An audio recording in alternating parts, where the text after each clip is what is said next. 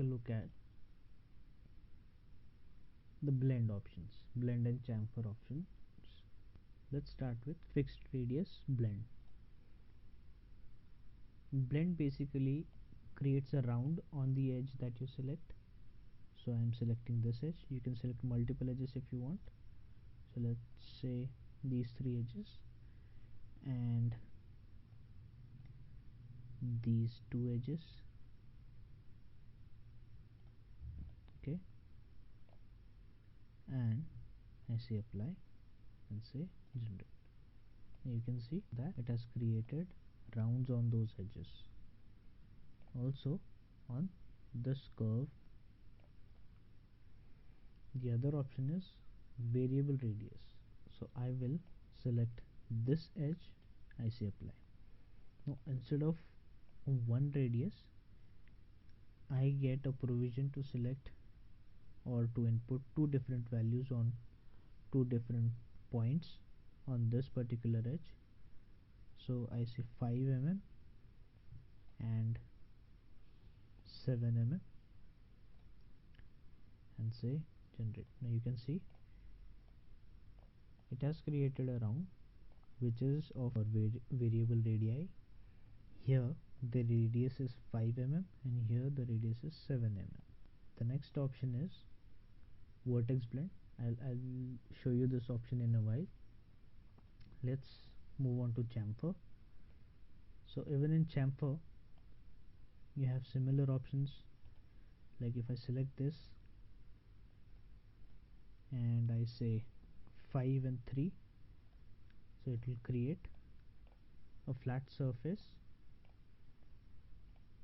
Okay, it will just chop off the edge, and there are some more options with which you can control the type of this chamfer, left and right. The other option is left and angle. So instead of 45, let's say I want a 60-degree chamfer, so I can do that as well. You can see the change. The other option is right angle, so it will just change the side from which it was measuring the angle. I say generate. So now you can see. The other option is vertex blend. Now vertex blend is applicable only for surfaces. What I will do, I'll go to concept, select surfaces from sketches. As I already have a sketch over here, I'll select this and I'll select apply and say generate. Now you can see I have a surface body over here. I will select the solid body and hide it so that you will be able to see clearly what is happening with vertex blend. Select vertex blend, select this vertex. I will just increase the radius. Now it's clearly visible. Now let's start with the modification options. We'll start with pattern. So to start with pattern, let me just create an object. Go back to sketching, look at, draw a rectangle. What I will do, I'll give some dimensions to it.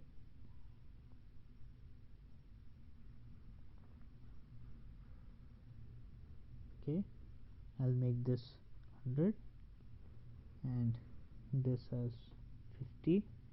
I'll go to constraints, apply symmetry constraints on it, select this axis, this line and this line, then deselect this axis, select this as a symmetry axis, then this line and this line. So it's perfectly centered now. Go back to modeling and say extrude, select this sketch, say apply and specify the depth as 10 mm and say generate. So I have a rectangular slab over here. I'll just go ahead and create another feature, and using that feature I will create a pattern. So I will select this surface, say right click and say look at, go to sketching mode, and I will draw a rectangle, or let's say a square. So I will go to dimensions and apply a vertical dimension from here.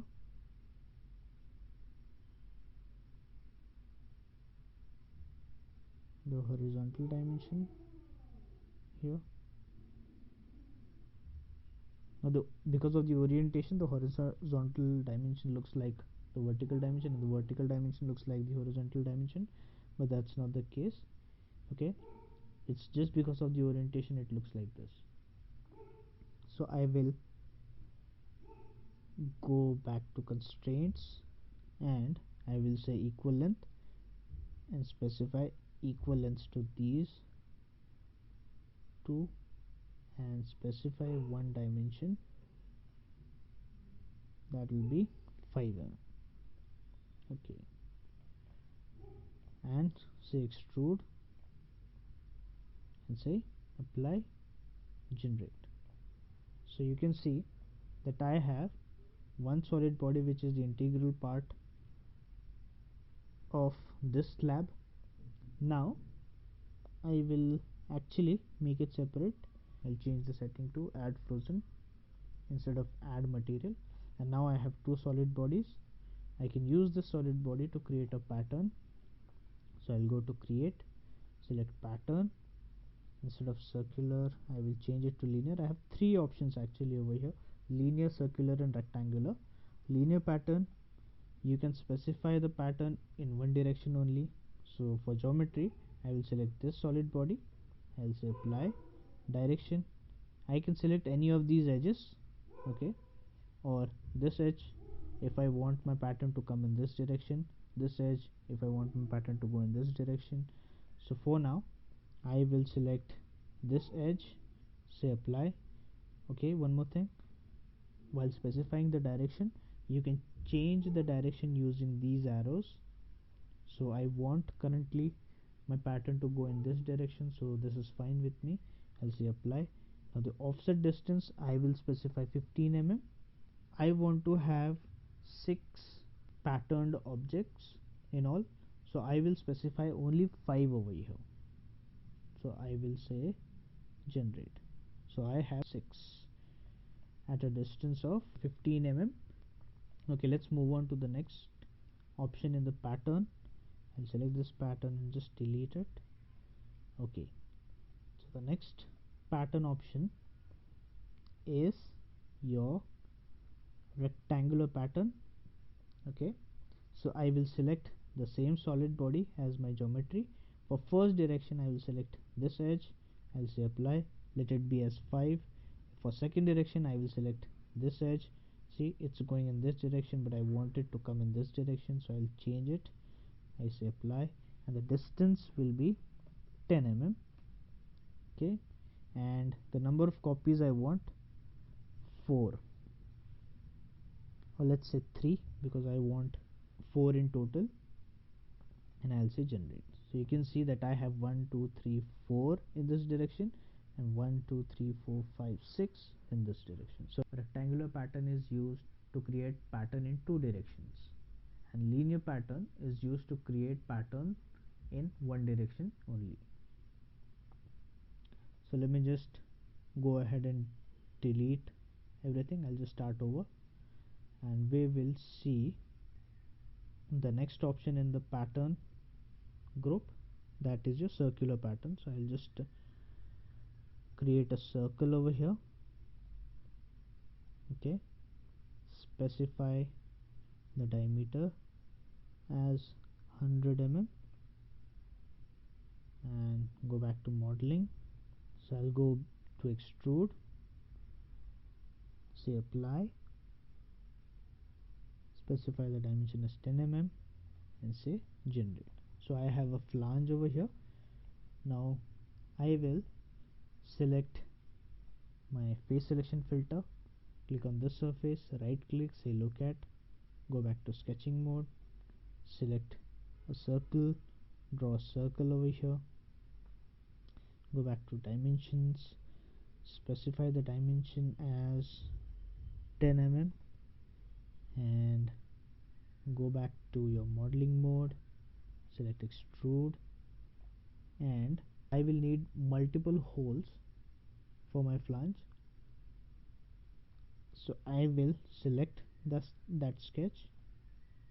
I will say cut material. See, the direction has changed automatically, you don't have to do it manually.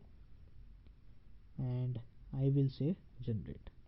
So now you can see that a hole is cut out. I have only one solid body. Even then you can create a pattern. So let's go over here, go to pattern, select circular pattern from here. So to create a circular pattern, I cannot see any feature over here. Okay, you cannot see any feature, but you can just go on and select your face selection filter. Okay, and select this face for your geometry. For axis, now you cannot see your axis as well. Now you know that you have created this flange on XY plane and you want to select your Z axis as the axis of rotation. So you can select any of these planes where you can find the Z axis. So I will select ZX plane and I will select this axis as my axis of rotation, and I will just say apply. So my axis is selected. Now I want evenly spaced. If I want, I can specify the angle as well, the included angle between two instances. For now let it be evenly spaced, and I want 6 in total, so I will specify 5 and say generate. So you can see 3 and 3, 6 evenly spaced holes for my flange. So let's move on to the next option, that is body operation. Now for body operation, I won't cover all the options in this. I will just cover cut material, slice material and imprint faces, because the other options will be covered later in the course. So let's start with cut material. Now this cut material is the same as your cut material in extrude command, but for that I will need one extra solid body with which I can cut through this flange. Let's say I want a hole for shaft through this flange, so I will just select my XY plane again, say new sketch, because there is one sketch already here. I want new sketch, sketch number 3. I will select sketch number 3, right click, say look at, and go to sketching mode, select circle, draw a circle, specify dimension, and this I want it as 20 mm. Okay, and go back to modeling mode, say extrude.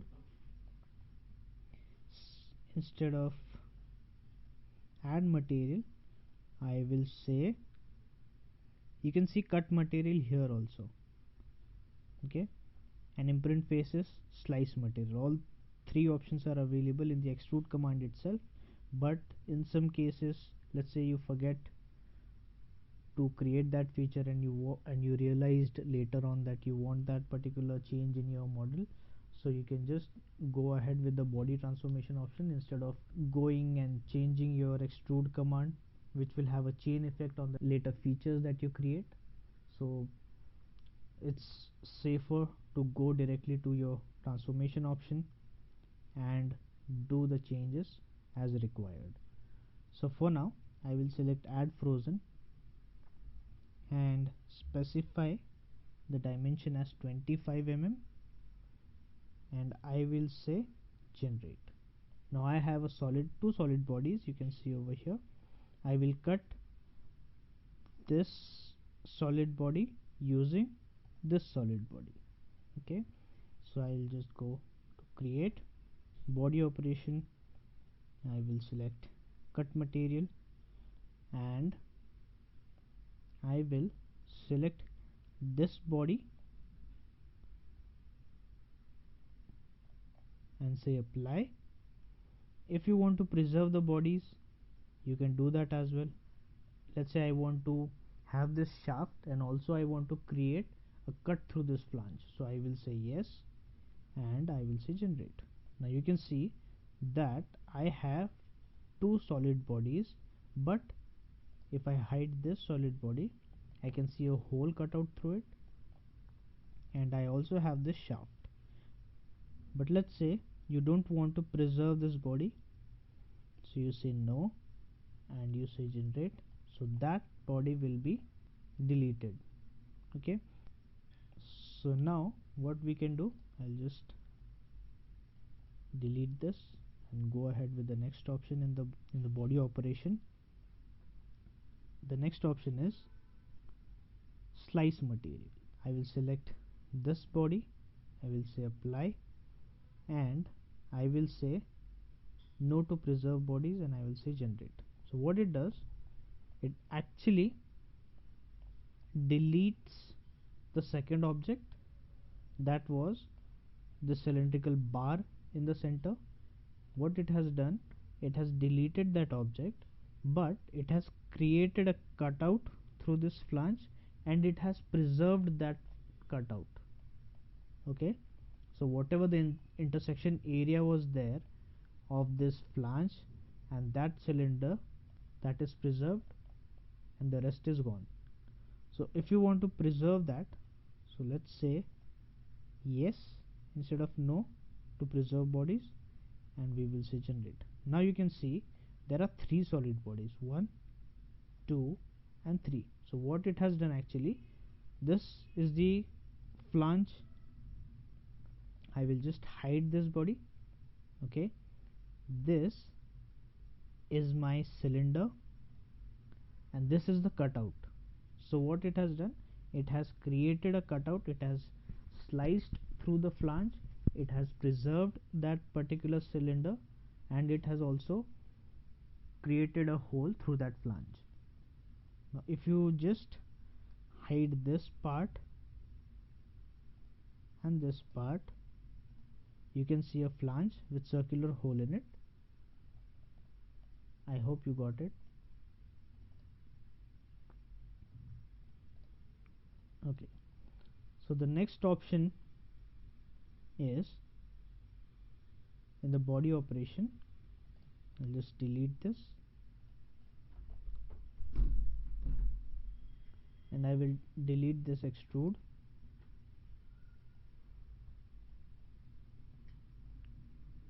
Go to body operation, and the third option is imprint faces. I already have a sketch, so we'll go to create, body operation. The next option is imprint faces. I will just go ahead and select generate, because in target bodies all bodies are already selected, and say generate. Now you can see that if I select face selection filter and click on this part, okay, you can see that the volume is unaffected, but only the surface is cut out. So if I just go ahead and hide this body and try to select this surface, you can see that the surfaces can be selected and the volume is still preserved. The volumes are not cut out, only the surfaces are cut out.